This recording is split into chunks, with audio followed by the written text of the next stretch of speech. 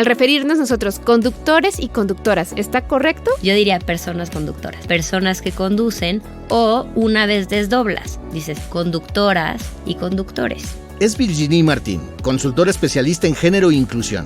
La invitamos a Cabina Didi para que nos explicara cómo ser más incluyentes cuando hablamos. El cambiar ciertas palabras no es tan importante como el cuestionarnos por qué las estamos cambiando. Entran todo tipo de violencias hacia distintos grupos que han sido históricamente excluidos. Con Ginny aprendimos a hablar en inclusivo, un lenguaje que está en constante construcción. Pero sobre todo, ¿por qué vale la pena hacer el esfuerzo? La intención es mucho más importante que el acto. Si te equivocas, no importa. El chiste es que se vea que le estás echando ganas, que no lo estás de nuevo ridiculizando. No quiero ser grosero, entonces te pregunto. Nuevas palabras para nombrar el mundo en el que vivimos y le vamos a perder el miedo, paso a pasito.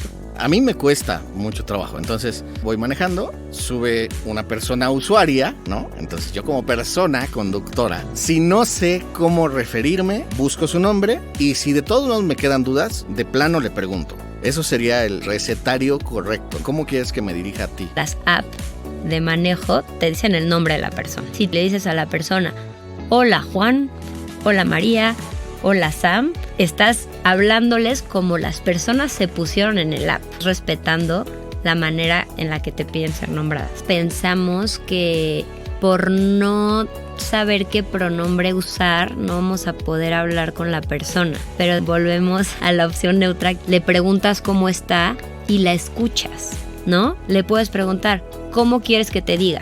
Simplemente, pues dime, no sé, igual te saca su apodo de la prepa.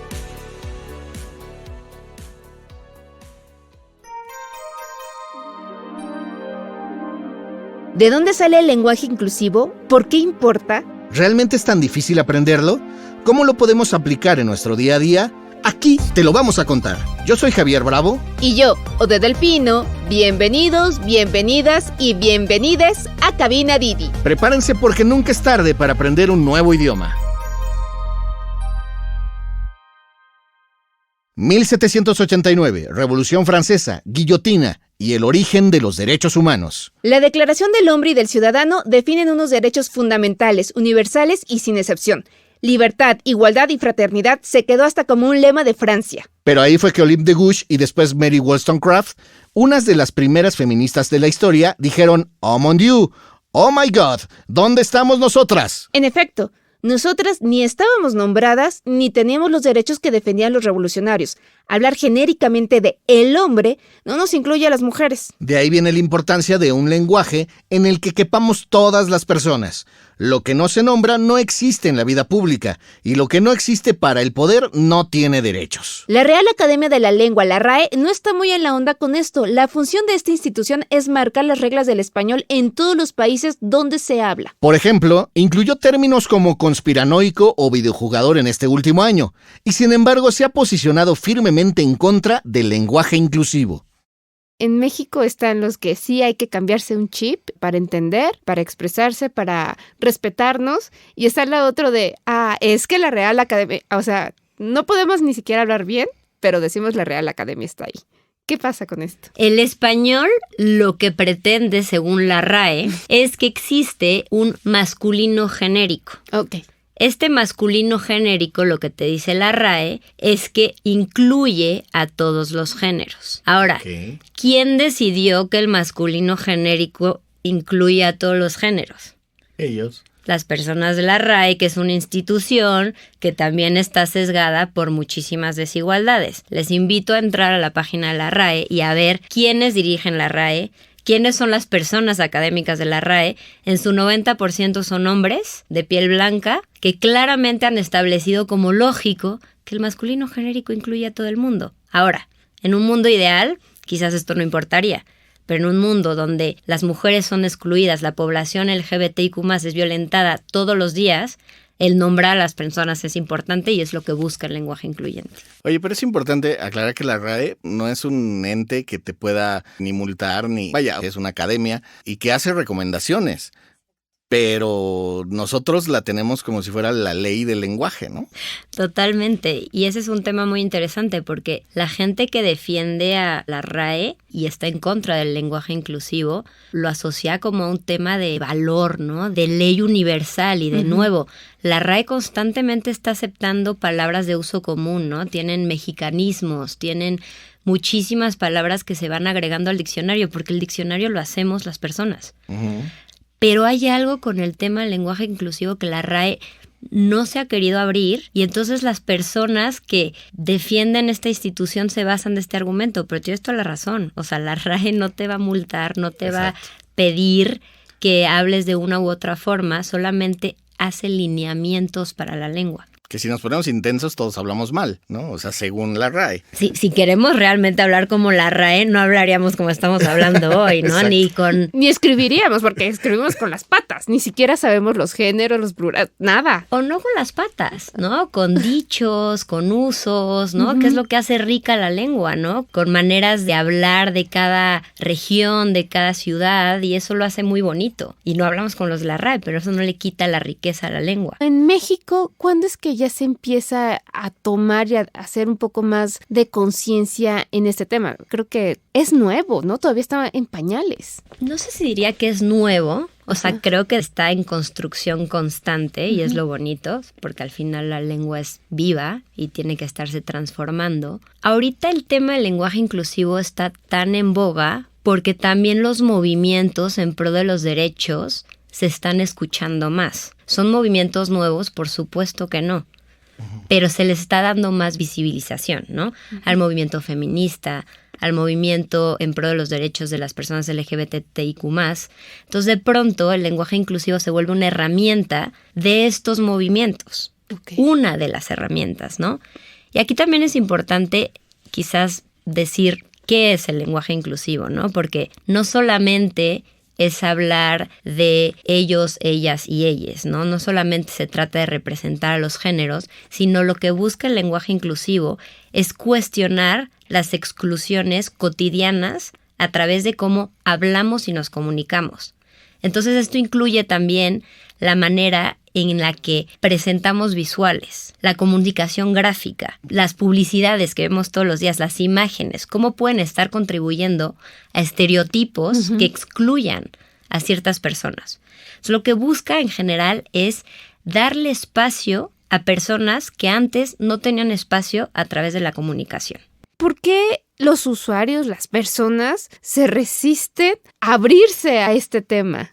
Yo lo que creo es que como todo cambio a la gente le da miedo, simplemente es distinto, entonces nos asusta. Estamos con la costumbre de hablar de una manera y de pronto nos dicen, oigan, esta manera quizás está excluyendo a ciertas personas y vamos a tener una resistencia. Es completamente normal resistirnos a eso. Ahora, lo que siempre decimos es, hay que entender qué representa el lenguaje inclusivo, por qué la gente lo usa, a quiénes estamos buscando visibilizar. Y con esto, si a ti no te va, si tú no lo quieres usar, no hay problema, pero no lo ridiculices, ¿no?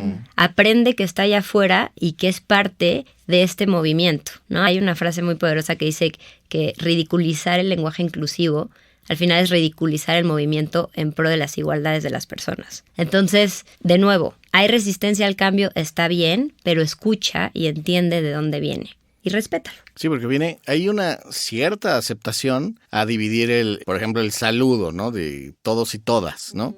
Pero la resistencia mayor es al todes, ¿no?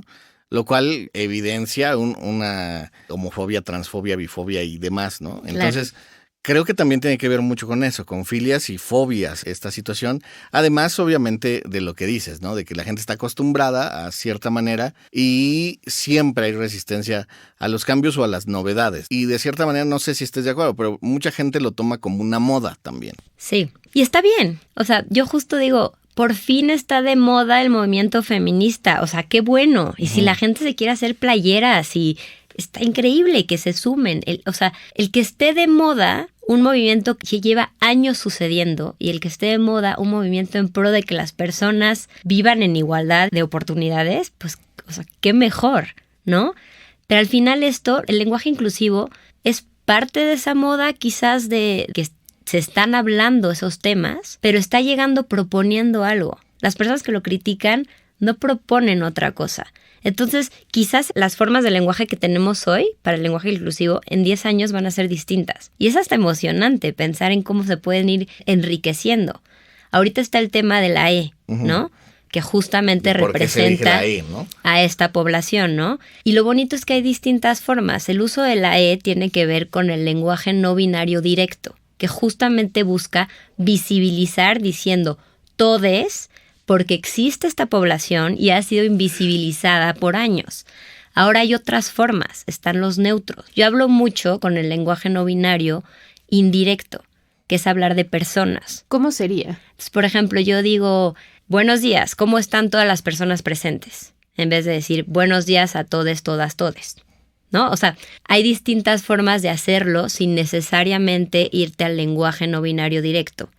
A mí me gusta de repente una vez mencionar, por ejemplo, oigan, es importante que todos, todas, todes participen. Y de ahí me voy al indirecto, como para hablar más de personas participantes, la ciudadanía, la coordinación, en vez de decir los coordinadores, los ciudadanos, ¿no? Entonces lo vas metiendo en tu lenguaje cotidiano y yo ya no sé hablar de otra forma.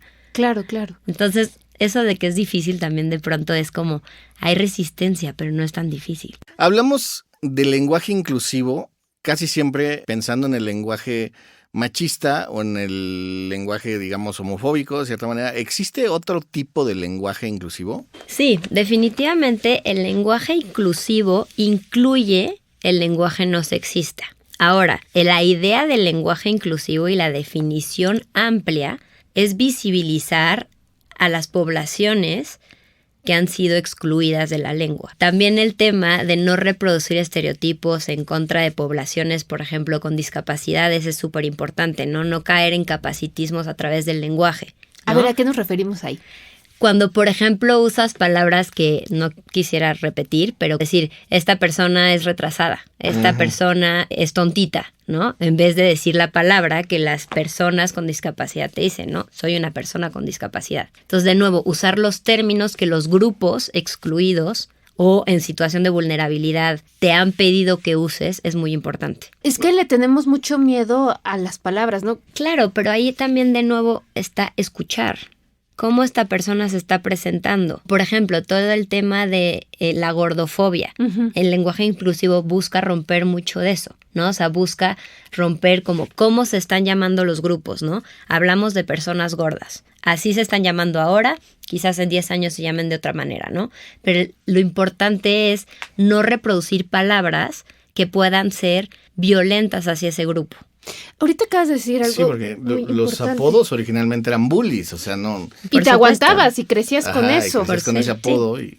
Pero ahorita entonces, algo muy importante, el ser inclusivo va más allá de un ella, sino más bien es respetar también cómo es tu cuerpo, a qué género vas, incluye esa parte, porque todo el mundo piensa en eso nada más, en hablar.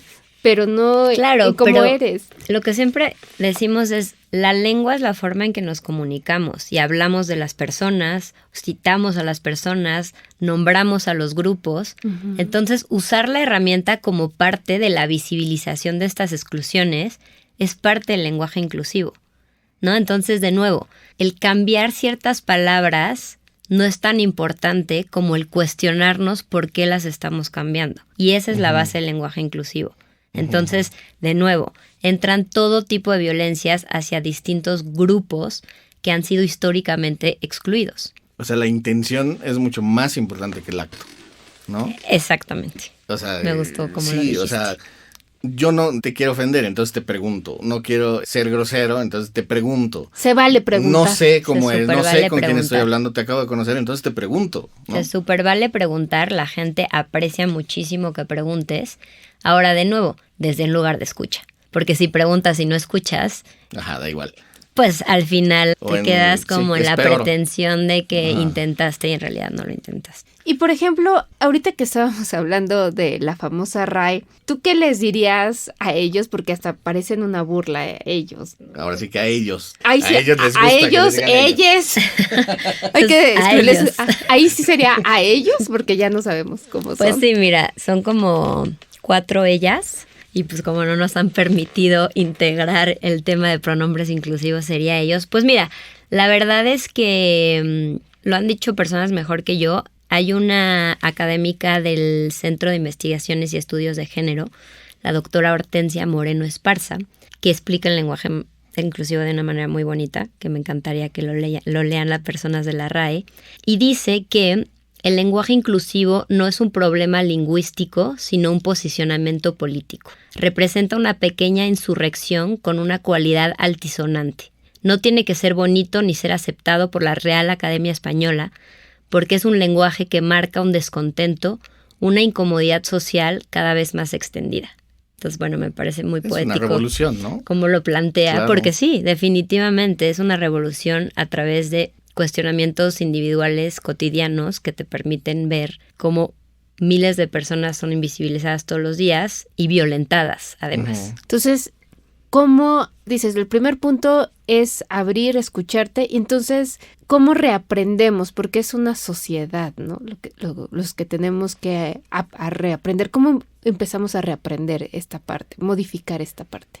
Pues yo creería que no hay una receta mágica, sino abrirnos al tema. O sea, yo estoy segura que simplemente después de esta conversación, ustedes se van a estar preguntando en su día como, qué interesante, ¿por qué dije esto? ¿Por qué lo dije de esta forma? Y de ahí lo vas a pasar a otra persona, a tus hijos, a tus familiares, y poco a poco se va a ir como generando este cuestionamiento a la institución de la lengua, que es una institución sesgada. Entonces, de nuevo, que la lengua represente a las personas que vivimos y no que las personas que vivimos se acoten a las palabras que existen, que es lo que quiere la RAE al final, ¿no? Claro. Entonces, no hay un control remoto, sino simplemente estarte cuestionando en tu propio sesgo y en cómo lo puedes estar comunicando. Y entender que el lenguaje no es el que nos enseñaron originalmente, sino, o sea, si hay polémicas por el uso de la S al final de los verbos o cosas por el estilo, ¿por qué no va a haber cambios en otro tipo de formas? Sí, ¿no? o los acentos que están quitando, porque ya no hacen sentido. Y es como, bueno, si quitamos acentos, también podemos pensar en palabras que representen a las personas, ¿no? Claro.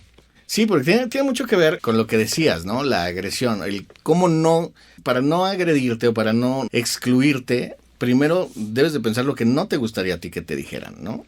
O sea, el clásico, no hagas lo que no quieres que te hagan, ¿no? O sea, a mí no me gustaría que la gente me gritara gordo, ¿no? Por ejemplo, o al muy moreno que le digan, "Ay, prieto", o sea, eso es agresivo y fueron, Exacto. así aprendimos a vivir Y crecimos, durante sí. muchas generaciones, ¿no? Sí. O sea, con esa agresión, ¿por qué no terminar con ella? Las palabras, ¿cómo repercuten en nosotros como una sociedad y como individuos?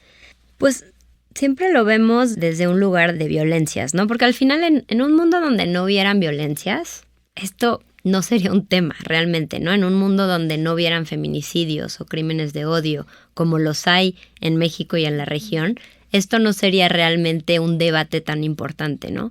Pero si pensamos en las violencias estructurales, siempre lo imagino como una pirámide, ¿no? Arriba están los feminicidios, los homicidios, los crímenes de odio, todo esto, ¿no? Y abajo están las violencias cotidianas, que son como estas pequeñas violencias normalizadas que sostienen la violencia estructural. Yo estoy convencida, y digo, no tengo todavía pruebas porque no se ha documentado, pero si vamos cambiando la base de esta pirámide de violencias, si vamos cambiando la forma en que nos referimos a la gente, la forma en que bromeamos de las personas, podemos tener un impacto en que se normalicen estas violencias físicas que van hasta asesinatos, ¿no? Si dejamos de reírnos del chiste en contra de la persona por su orientación sexual, quizás reducimos el número de crímenes de odio en contra de esta población, ¿no? O sea, yo creo que todo está ligado y, de nuevo, va solo, por supuesto que no, tiene que ir acompañado de procesos educativos, de cambios en la política pública, de muchísimas iniciativas para ir reduciendo estas violencias, pero lo que tenemos en nuestra mano en las violencias cotidianas a la base de la pirámide, pues es esta herramienta viva y vamos a usarla para erradicar esas violencias normalizadas en nuestro país y en la región. México es el único país que está pasando por este tema de cómo referirse, o qué otros países. No. Todos los latinos estamos igual. No. De hecho, Chile tiene unas guías súper bien armadas que han desarrollado desde el gobierno de Chile, que te explica súper bien cómo usarlo, por qué, de dónde viene. Son buenísimas, las podríamos compartir después. Argentina tiene muchos avances en este tema. Colombia ahí va. Entonces, bueno, es un tema que está... ¿Es un tema de América Latina? Entonces... No, realmente no, porque en inglés, por ejemplo, también está pasando, pero desde el lugar, como el inglés sí es neutro en cuanto a género, se está hablando del lenguaje inclusivo justo en el tema de romper los estereotipos y todas estas otras violencias que hemos hablado. O sea, cada uno va empezando con sus luchitas, con lo que tenga avanzado. Entonces, pues sí, pero el tema del lenguaje inclusivo como parte de las luchas en pro de los derechos y de la igualdad está dándose a nivel global. O sea, en francés también está pasando, en los distintos idiomas lo estás viendo poco a poco. A finales de los años 70 es cuando empieza a haber una reflexión más profunda sobre el sexismo en el lenguaje. Va más allá del conductores y conductoras y ya. Es un uso de lengua para visibilizar grupos excluidos. Aunque sea incómodo, es una forma de solidarizarnos con todas las personas. Ya muchos países y organizaciones mundiales como la ONU se están poniendo las pilas con esto. En México, los documentos públicos tienen que ir en lenguaje no sexista, según la Ley General para la Igualdad entre Mujeres y Hombres, aprobada en 2006 y que tuvo su última modificación en 2021. En Venezuela está en su constitución desde 1999, o sea, desde hace más de 20 años. Y como ya saben, siempre nos gusta aterrizar los Cabina Didi para que nuestras amigas y amigos conductores le saquen el máximo provecho. Y aquí me llevas a otra duda, es que eso me encantó, los ejemplos. Por ejemplo, al referirnos nosotros conductores y conductoras, ¿está correcto? ¿O cómo sería el global? Ajá, porque ya tenemos una E. Claro, sí, pero digamos, la E no visibiliza a la diversidad, ¿no? Es como cuando dicen presidente, entonces ya estamos usando presidenta. Y es como, pero es que antes decíamos presidente, mujer, con la E. ¿Sí? ¿Cuántas presidentas había? Sí, ninguna. Entonces, eso también es interesante, ¿no? O sea, por ejemplo, me debaten mucho el música, porque son músicos y es como, no, es que es importante visibilizar qué es música. Pero bueno, en cuanto al tema de personas conductoras, yo así lo digo. O sea, conductores y conductoras. Yo diría personas conductoras. Ah, personas conductoras. Ok, y ahí estamos englobando. Ahí estamos englobando. Esa es la otra tragedia. Quienes conducen, personas que conducen, o una vez desdoblas, dices conductoras y conductores.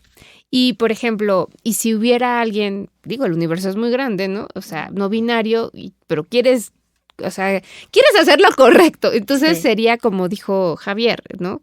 Conductores, ¿no? Personas conductoras. Personas conductoras. Personas conductoras es más incluyentes. Ahora, hay distintas formas para las palabras que acaban con E para notar que estás hablando de la población no binaria. Por ejemplo, dicen conducteres. Es una propuesta. Ok. De nuevo, está en construcción. Pero una de las propuestas entonces es decir conductores, conductoras, conducteres. Oye, a ver, vamos a hacer una pequeña dinámica. A mí me cuesta mucho trabajo. Entonces, yo voy manejando, sube una persona usuaria, ¿no? Entonces, yo como persona conductora, Bien. si no sé cómo referirme, busco su nombre y si de todos modos me quedan dudas, de plano le pregunto. Eso sería como el recetario correcto, ¿no? O sea, ¿cómo quieres que me dirija a ti? Vamos a reconstruirnos en este programa.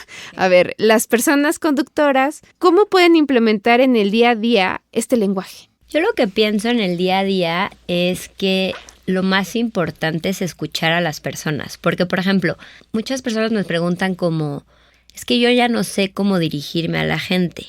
Bueno, para empezar, si nos vamos directamente a las apps de manejo, te dicen el nombre de la persona.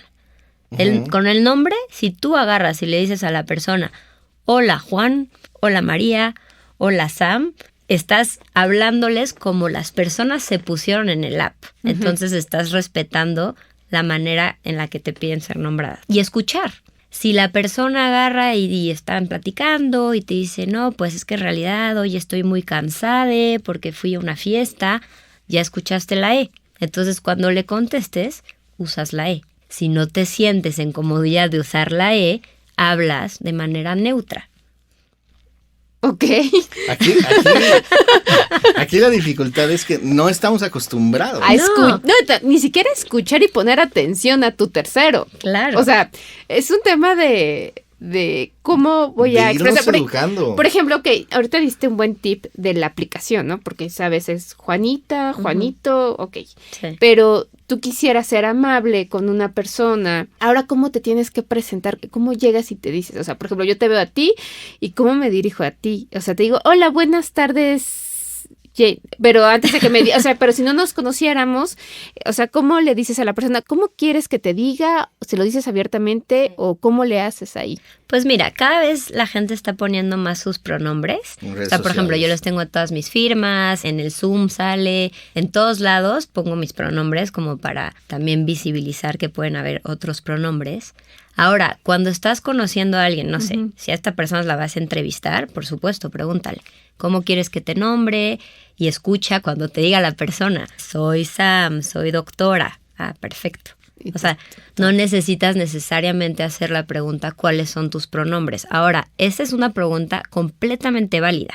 Absolutamente válida. O sea, introducir esa parte dentro de nuestro rango de educación. Mejor preguntar a regarla. Por supuesto, ¿no? Exacto. Claro. Y sobre todo escuchar. Y de nuevo, si te equivocas no importa. El chiste es que se vea que le estás echando ganas y que se vea que no lo estás de nuevo ridiculizando. Luego pensamos que por no saber qué pronombre usar, no vamos a poder hablar con la persona. Pero de nuevo, volvemos a la opción neutra, que entiendo que es difícil de integrar rápidamente, pero si se sube una persona, es un nombre Sam, vamos a decir, ¿no? Porque también asociar el género al nombre puede ser asumir también, ¿no? Entonces, la saludas a la persona, ¿no? O sea, irnos hacia esos neutros, le preguntas cómo está y la escuchas. Entonces, de nuevo, no me puedo imaginar un escenario en el cual no pueda yo seguir la conversación porque tenga yo la duda de su género. Pero bueno, si llegara a pasar, le puedes preguntar, ¿cómo quieres que te diga? Simplemente, pues dime, no sé, igual y te saca su apodo de la prepa. A final de cuentas, en el día a día, nuestros amigos, ¿cómo era? Las personas que conducen. Las personas conductoras. Las personas conductoras. Conductoras o que conducen, lo que tienen que hacer es fijarse bien, ¿no? O sea, fijarse y darse cuenta y entender que muchas veces la imagen no tiene que ver con lo que la gente tiene interiorizado, ¿no? Ese es todo el punto, porque me preocuparía que al decir fijarse pueda parecer que sea un tema de físico o de expresión de género o de cómo estás, qué te pusiste ese día. Y no va por ahí. El fijarse significa escuchar cómo la persona se está presentando. Y de nuevo, volvemos a lo que mencionabas. Tenemos la costumbre de no escuchar, pero la interacción humana dentro de un carro, cuando estás yendo de un lugar al otro, en 5 palabras te va a hacer notar cómo la persona se está dirigiendo a ella misma, ¿no? Exacto. Estoy cansado o cansada o cansade, ¿no? Así de simple, así de simple. Va a salir luego. Y si no sale, sigue hablándole por su nombre. Claro, si dice Juan, oye Juan, esta es tu parada. Oye Juan, es a 3 kilómetros. ¿Quieres que ponga la aplicación? O sea, sigues hablando correctamente y educadamente, ¿no? Exacto. Y si te molesta tanto, pues evita los pronombres, ¿no? Es la otra. O sea, la realidad es que si no tanto que te moleste, pero si no te sientes en comodidad de usar la E, no los uses. No pasa nada. Y de nuevo, nos vamos a equivocar y no pasa nada. O sea, gustas que te ponga tal música, ahí no hubo ningún problema. No hay problema, ¿no? Exacto, no hay complicación. Es que de nuevo, uno de los mitos del lenguaje inclusivo es que es difícil. No es difícil, nada más es nuevo. Porque realmente las herramientas son muy prácticas y fáciles de aplicar. Nada más que nos hace un pequeño cortocircuito al principio y luego nos damos cuenta que es muy fácil de usar. Tú eres cofundadora de Transforma, ¿no? ¿Y en qué consiste esto para reaprender, ¿no? Y cambiarse esto. ¿Qué hace? ¿Qué hacemos? Bueno, somos una consultora en el acompañamiento de estrategias organizacionales para el sector privado, público y social. Y trabajamos acciones para promover la equidad, la diversidad y la inclusión y prevenir y atender las violencias, generalmente en el espacio laboral. Entonces, un poco partimos de la idea que no podemos hablar de diversidad e inclusión en espacios que son violentos o que discriminan. Entonces, lo primero siempre es visibilizar las acciones que pueden estar excluyendo a ciertas personas. Trabajamos protocolos de prevención de violencias, talleres en distintos temas de inclusión, diagnósticos para entender cómo están las desigualdades en un espacio, y también trabajamos con organizaciones de la sociedad civil u organizaciones de la cooperación internacional en investigaciones para aprender más del tema de violencia de género en Latinoamérica principalmente. Súper. Y, por ejemplo, ¿en dónde te puede localizar las personas? O si dicen, a ver, yo quiero cambiar mi chip, ¿cómo puedes empezar? Soy empresario y quisiera un ambiente mucho más amigable, ¿no? Sí, tenemos una página que es transformamm.mx o en redes somos @transformamm. Y pues siempre lo nuevo, no hay una receta. Entonces siempre empezamos con hablar, qué estás buscando, qué necesitas, qué está pasando. Lo mejor siempre es partir de un diagnóstico para entender qué necesita cada organización. A veces simplemente quieren entender más de un tema a través de un taller. Y el tema del lenguaje inclusivo, pues también tenemos un curso en Creana, si quisieran saber más, pues que detalla también cómo usarlo desde las distintas herramientas, y también compartimos algunas guías para quien se quede con ganas de saber más sobre el tema. ¿Algo más que desees agregar? Bueno, quizás nada más me gustaría leerles una cita que me gusta mucho de Arturo Saldívar, que dice: si el lenguaje incluyente incomoda, es porque nos confronta con nuestro propio sexismo, nos obliga a cuestionar el mundo tal y como lo conocemos, nos obliga a ver lo que siempre ha sido invisible. Ridiculizarlo o reducirlo al absurdo es ridiculizar la lucha por la igualdad y hacer oídos sordos al sufrimiento ajeno, generalmente desde posiciones de privilegio. Entonces, si hoy se van con incomodidad, me quedo contenta porque justamente quiere decir que nos estamos cuestionando desde esta incomodidad. Y caímos en un tema. Siempre la persona privilegiada es la que más resistencia tiene al cambio, ¿no? Por supuesto. O sea, quien pues tiene porque privilegios, le funciona. Sí, claro. Le funciona cómo están las cosas ahorita. Esto fue Cabina Didi. Muchas gracias por escucharnos. Este episodio fue producido por Quisaya Estudios para Didi. Lucina Melesio es directora y productora ejecutiva. Javier Bravo y yo, Ode del Pino, estuvimos en los micrófonos y en la producción. El guión es de Paula Vilella. En la producción también estuvieron Paula Vilella, Irene Rosales y Sara Carrillo. El diseño sonoro y el tema musical son de Carlos Jorge García y Tiger Lab. Los ingenieros de grabación en el estudio fueron Manuel Vargas Mena, Gabriel Chávez y Mateo Pineda de Soundmob Studio. Por Didi, Marisa Hurtado es la encargada de comunicación en el sector de movilidad y Gerardo Arriola es analista de comunicación. Y para que conozcas las promociones vigentes de Didi y cheques términos y condiciones, entra a la página mexico.didiglobal.com. ¿Te gustó Ruta Didi? No olvides darle clic al botón de seguir en cualquier plataforma en la que te guste escuchar tus podcasts, porque estamos en todas y es gratis. Nos vemos la próxima semana. Bye.